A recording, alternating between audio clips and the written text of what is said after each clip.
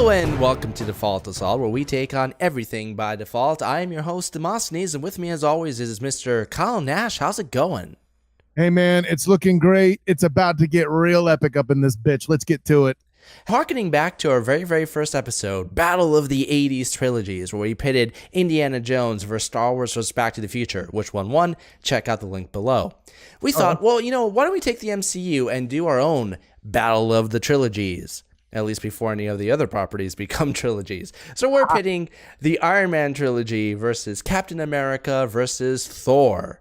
Man, all three have had their ups and downs. So we're going to discuss right now and discover which one is the ultimate MCU trilogy and how do they rank. Let's start with Iron Man. Now, Iron Man is the one that kind of not only kicked off its own trilogy, but kicked off the entire MCU as it is. We had Iron Man in 2008, followed by Iron Man 2 in 2010, followed by Iron Man 3 in 2013, with Avengers falling in between 2 and 3. Very creative titles.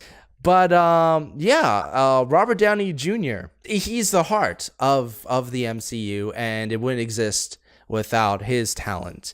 Kyle, what did you think of the Iron Man films? First of all, let's be clear about it. Iron Man is the cornerstone of everything that takes place. There are other films out there that expanded things that can be done. Hell, I reference all the time how Guardians of the Galaxy was what allowed the Avengers line, the MCU itself, to get really crazy and out there for people to be brave enough to have a Doctor Strange movie and really get out there with some psychedelic craziness out there, But that all being said, what set the tone to have something that could be both badass with enough humor in it to keep it light definitely was the original Iron Man. A lot of the success at the foundation defense that you like to use in virtually every required reading definitely holds true for Iron Man.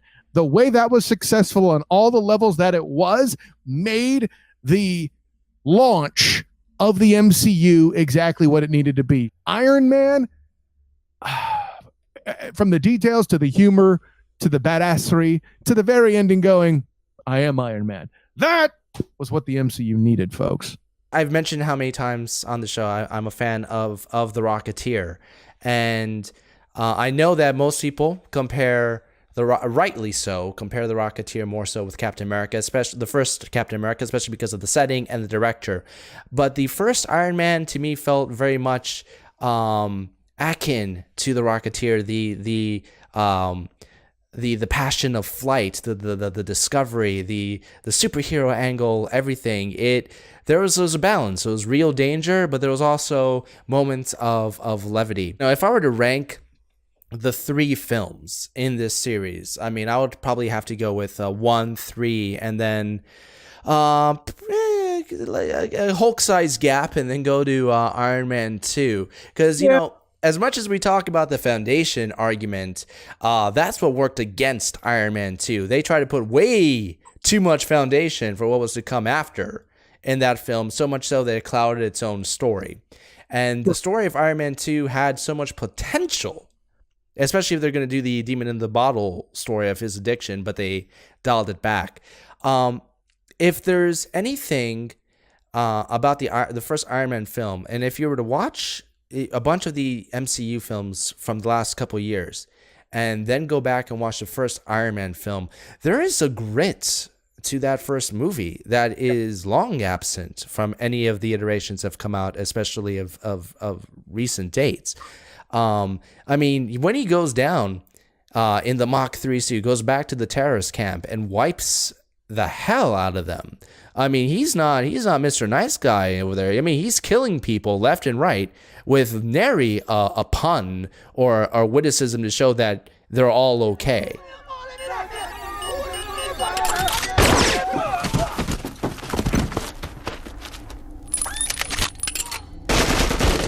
Guys, stop. We got to talk this through. It's good talk. No, it wasn't. Let me add to the whole Iron Man 2 concept here real quick. You had Mickey Rourke, and you chose to waste him to be reduced to some gopher dude with electric whips, which were cool, but Who's Stop obsessed with parrots? Well, hey, listen. I mean, you've played Carmen Sandiego, the video game. There's one of the guys there that's obsessed with spicy, or one of the girls, excuse me, one of the female thieves that's obsessed with spicy food. Okay, when you take Mickey Rourke and you set him up as the Russian equivalent to Tony Stark, and a majority of his dialogue, I think about 60% of his dialogue in the film revolves around the goddamn parrot, you have a problem. Here's the thing, like a lot of sequels within the MCU, and not just that, in pop culture, a lot of like mainstream big blockbuster movies that dare to say we're gonna go dark, right? They go to dark places, but there's no consequence.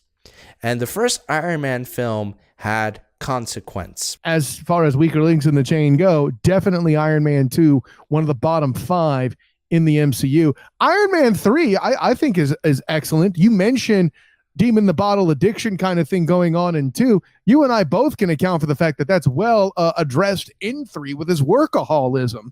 So we'll leave that at that.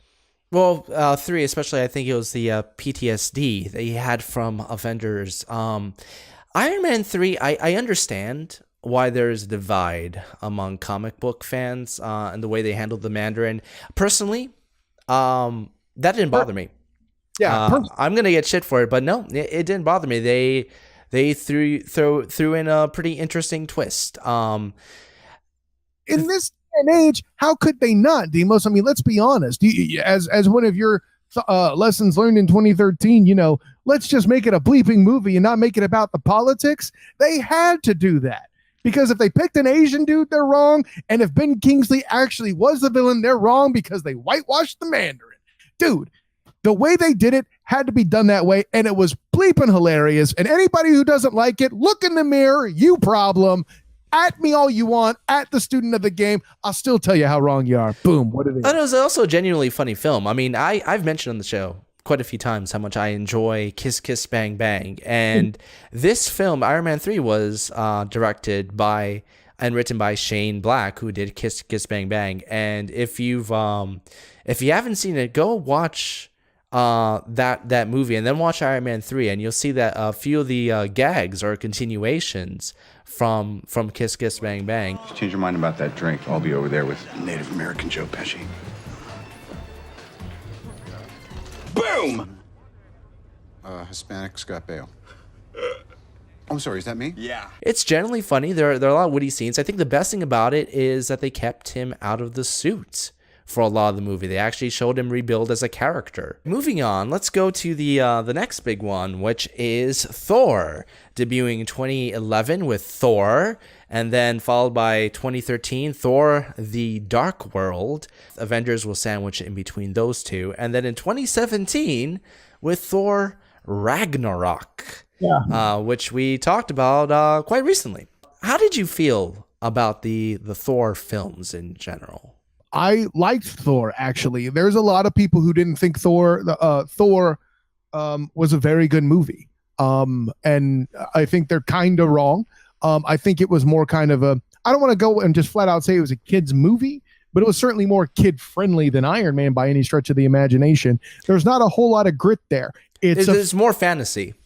Right. It's a fairy tale. It's meant to be, lacking a better word, lighter. And they couldn't really take a lot of risks, in my opinion. And oh, by the way, you have the very unfortunate situation of having Thor being a difficult character to write for. If people are going to bitch about how difficult Superman is to make interesting, Thor has a similar problem. Now, you see how they managed to overcome that in Thor Ragnarok. We'll get to that later.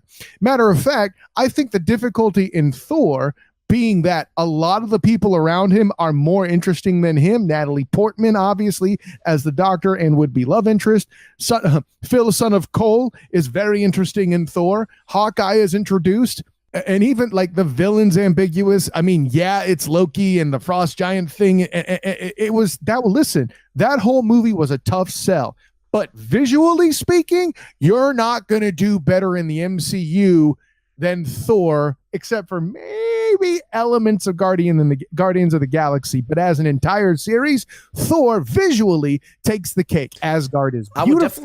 I'll definitely agree on that first film. It's funny that after Disney bought Marvel, that Thor, which preceded that deal, was kind of like that Disney fantasy come to life in a way.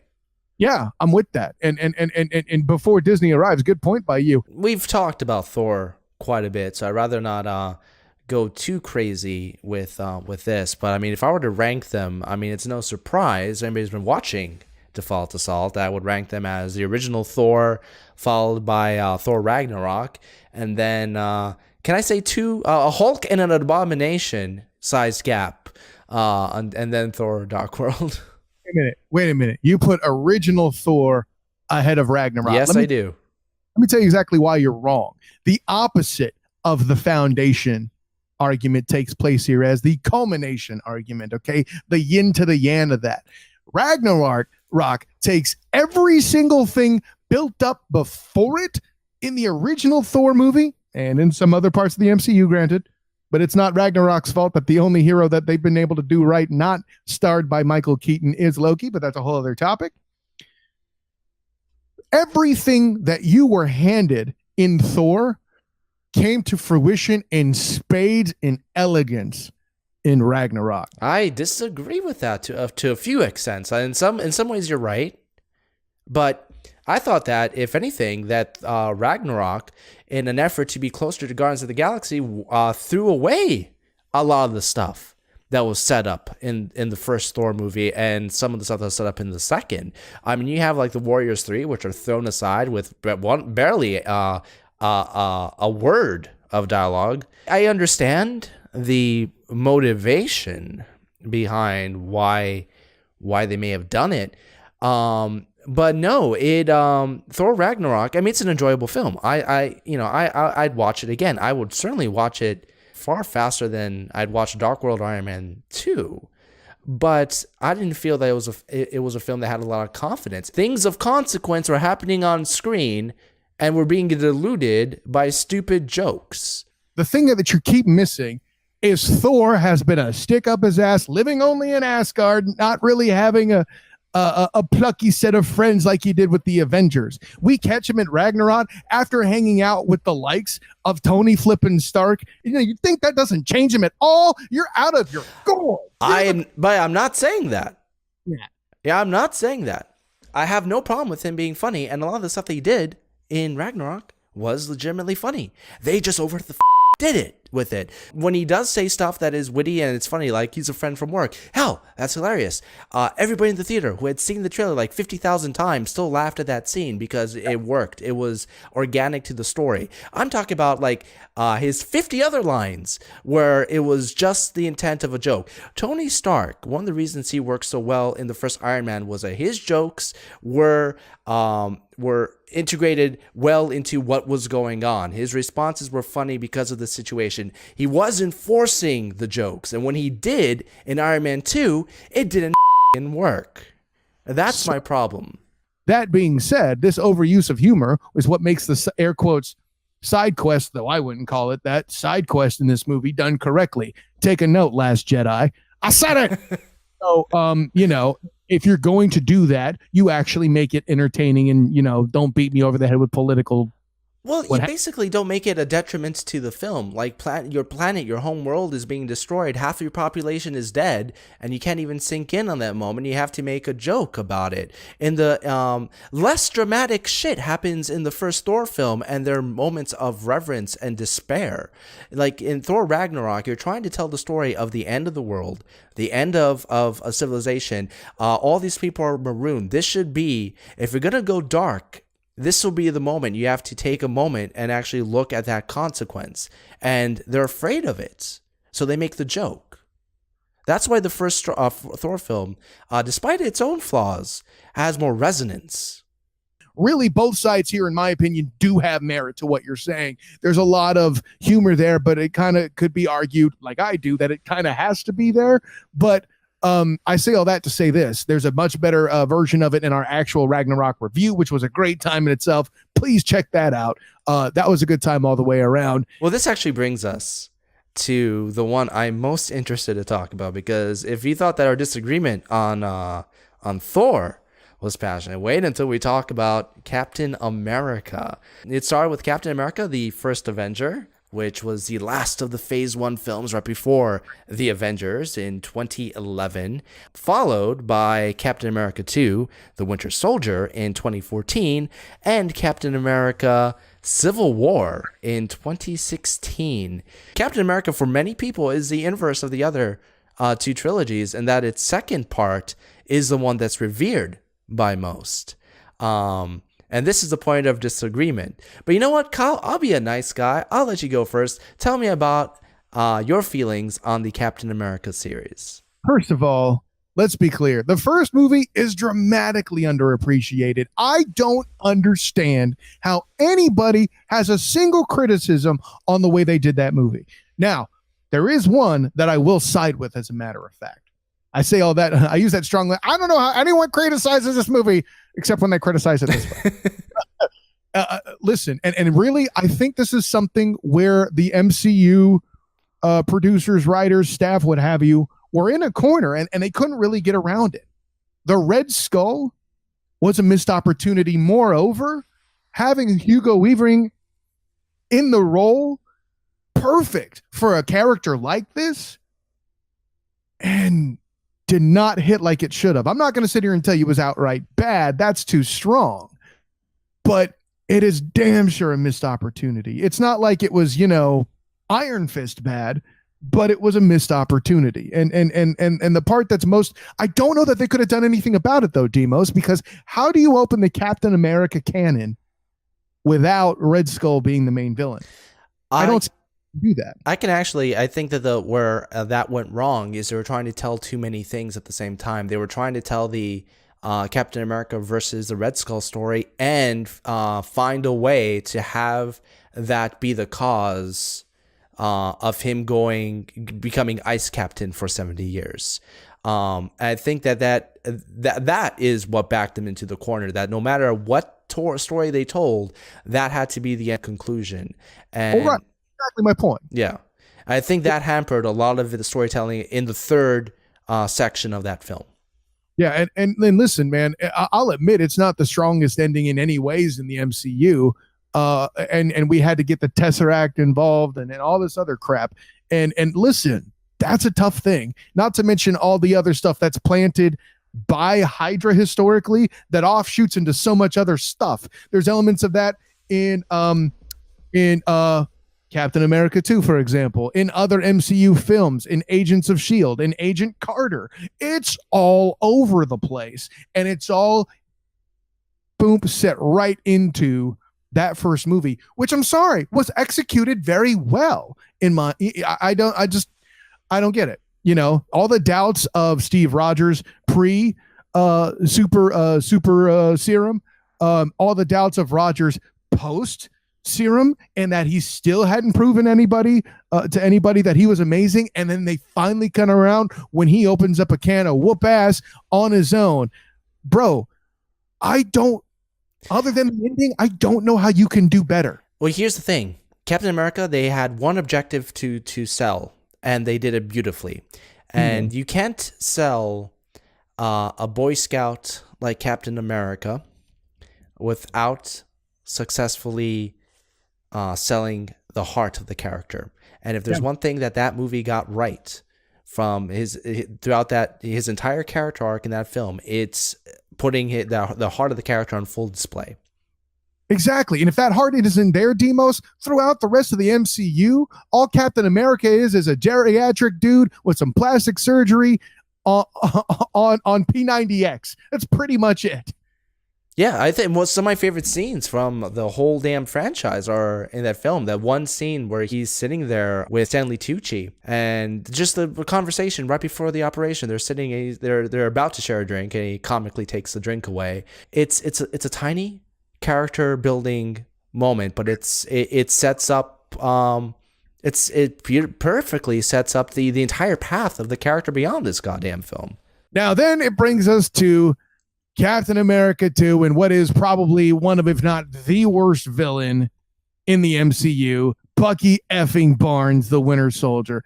Get the hell out my face with this. Okay, fine. There might be some that are worse, but he's pretty damn low on the list. I am sorry. Look, it's my best buddy, but he's mind controlled, and some guy's gonna say some words to him, and what the bleep? Action scenes were great. Don't get it twisted. Well, most of them were great. And then they have the Falcon jump out of a falling building. Yeah, I will argue everything else you may be about to say, but I won't argue the jumping out of the falling building into a helicopter and enough time for the helicopter. He falls faster than the goddamn rubble. Isaac Newton called. He said, bleep you. Yeah. I am deeply sorry. Robert Redford was wasted in this film. It was just horrid to watch. Before I even talk to you about my feelings on Winter Soldier, I want to hear about what you feel about Civil War. Oh, Civil War. Yeah. Listen, Civil War is all over the place. Let's be honest.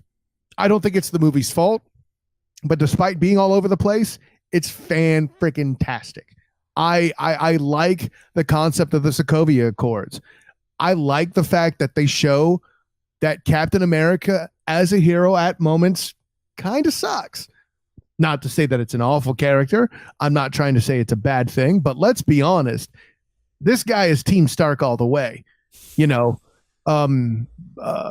far as the conflict, I'm not necessarily saying that Iron Man is a better character or a better comic book being than Captain America. I'm not saying anything like that. I just in that particular debate, I tend to lean Team Stark, and which is ironic because the one who wins the big battle at the end, which is Team Cap, does so by way of deception and subterfuge, something that Stark is more associated with. But I digress. He wins the fight, but not the ideology. Yeah, I think both sides have their merits. Like I said, I just kind of lean Team Stark on that. But that aside, you have the moments in that movie where you have Tony Stark in there in plain clothing once again, doing his thing and making an impact.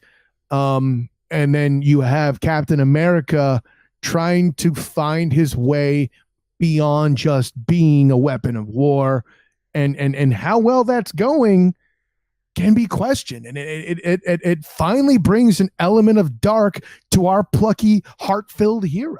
That last fight between Captain America and Iron Man in that film had something that I think has been missing in a lot of the recent MCU films, and it's one that harkens back, like I said before, to the first Iron Man film. There was consequence to that fight. There were real things at play. Contrast that to the airport battle, where it's a fun sequence. It's a spectacular sequence, but except for that one accident at the very end, right? They're not trying to kill each other, and I would even argue the entire setup for why they even start fighting is kind of ridiculous, especially when they end up lining in front of each other like twice in the goddamn fight. Fun. It shows they don't want to be there. Like I get what you're saying there. What I that's a thing that was introduced to kind of show. Listen, y'all gonna stop because we really don't want to have to do this. Yeah, but that last fight, there was pathos, and you knew that at the end of that fight, no matter who was the victor, no matter what happened, things were not going to be the same. Right. So that's why I think that the ending of that film is absolutely terrific, and it's the most engaging part of the film, despite all the contrivance to get to that point. If that's the mountain you climb to get to the climax, I'm okay with that. How would you rank them, out of curiosity? I see. It's really hard for me to, based on our conversation today, this could change day to day for me. Today, I think the first Captain America movie is a smidge better than the Civil War. Thank you. Avengers 2.5. Exactly. And despite the fact that I talk about how overrated Winter Soldier is, it's easily the best second installment of the the trilogies we're talking about tonight.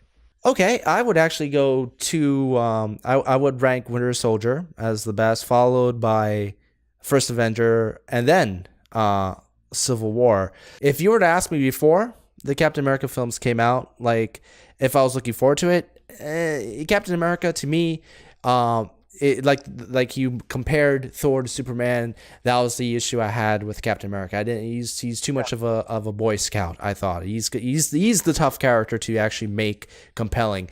But taking that character, obviously in the World War II setting, that persona was perfect.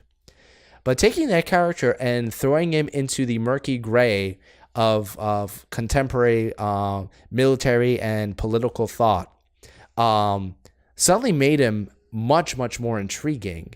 When you have the when people are saying Team Cap or Team Stark, I don't ascribe to a particular team, because I think that one of the things that Civil War did very well is they put merit on both of their arguments. I see both of their sides. Me too. Yeah, I want to be clear on that. Like I said, I lean Team Stark, but I think you're spot on with that, dude. Even though I rank Civil War as third on the list, right? In many ways, what I'm about to say is kind of the inverse. It's unique in the fact that it's the one Captain America movie that I think had a very strong ending. Winter Soldier, it's the ending with the 3 damn hovercrafts, where I start getting... I'm starting to get kind of okay. The entire repetitive fight with Winter Soldier up on the helicarrier is where I start getting like, okay, this isn't as exciting. The first fight, the street level fight where they had before the reveal, I thought was intense and incredible. I enjoy the hell out of it. It's after that damn reveal that I start losing interest. Hey, and can we be clear? I hope you find a way for that movie to look better for me, because that's like cornbread. I'm one of the few people on the planet that dislike cornbread, and people look at me like I'm wrong all the time. I want to be saved from the Winter Soldier. It just keeps slapping me in the face. I understand to a degree why you have an issue with the Winter Soldier as a character. I don't think of him as the primary villain, though, and I'm not sure if you consider him as a primary villain. Really? He is a henchman, a brainwashed henchman, if anything. Yeah. What it really is, Demos, the Bucky Barnes thing. No, that's just stupid. Oh, that does go to, I mean, that's one of the big stories from the Captain America lore. I know, and it still sucks. That's all. If we're taking, I mean, the fact that both of them get frozen, become superheroes, and they meet up like 70 years later, that's ridiculous in and of itself. But everything about the comic books, and everything about this kind of serialized storytelling is ridiculous when you think about it. I think that if we're taking something as silly and making it as compelling in the way that Winter Soldier did is probably the best that they could have done with something like that. The reasons I like Winter Soldier are not so much the Cap Winter Soldier dynamic. To me, the story that's more compelling about it is the one that's on the forefront until the reveal, and that's us giving up our rights for more security, and are we truly free? That to me is a more compelling story. And taking a character like Captain America, the Boy Scout, and throwing him in the middle of this ideological conundrum is I think is brilliant. That's a great speech by you, and I like every single minute of what you just said. I would even argue that it is the one thing. Listen, I shouldn't say crappy movies. Simple movies can still deliver a great message, no question. I feel like the Sokovia Accords did it better. If Civil War was about the Sokovia Accords and only about the Sokovia Accords, I would agree with that. And if the main focus was about the problems that the opposite sides of the ideology that you find Cap and Stark in, right? Yeah. But then you throw in, and this is where I think the Winter Soldier is they needed to add something else for Cap to hold fast to. But where they throw in Winter Soldier, and then they throw in Zemo, and somehow Zemo is a fortune teller and can foresee how all of these elements are gonna. No, hey, It's you're right. I'm not trying to defend that. I feel like the Sokovia Accords, in and of themselves as a device, do that job better than Winter Soldier did. That's now was the execution as good, bro? To your point, Zemo, Miss Cleo goes, listen, I can't tell the future that well. Okay, I'm in jail for that. No one's gonna know who Miss Cleo is, but that's not the point. Well, it's not just the fact that he's prescient enough to be able to foresee how even to the point where he's gonna know that the Sokovia Accords are even gonna happen, to plan out. But somehow this guy who I do like the element of him being somebody that's been burned by the superhero's actions, prompting him to do all this. It would have been better if it prompted him to be the head of the Sokovia Accords. I'd actually, the best example of that is the soldier that Cap has to fight again in the opening sequence for what sets off the Sokovia Accords to be drafted. Everything in the film is convoluted to a point where I have trouble taking it seriously. And the problem is, this is a film that wants to be taken seriously. And listen, the smartest thing about the Captain America movies, listen, I'm not saying this is a detraction of the movies, because if this is executed well, that still makes those movies better. So if you're like, oh, Captain America's only good because other characters are in it, so it's still a better movie. Who gives a bleep? And that decision to understand that at some point, plucky, heart-filled guy, all-American, hero, true justice and American way guy. Oh, wait, wrong universe. Sometimes needs other characters to build on him. That's what makes the Avengers successful. That's what makes Winter Soldier successful, because if you remember, Black Widow's in there too. Oh yeah, and let's not get into Civil War, who one could argue he has too big of a supporting cast. That decision to do it that way is part of why that's such a successful trilogy. I think that the overall way that I view these is that the Captain America as a whole is the better trilogy, followed by Iron Man and followed by Thor. I think that the quality is most consistent with Captain America. You have the worst that people can say about the first Avenger, I think, is that it's mediocre. And I disagree with that. I think it's a fantastic film up until its last act.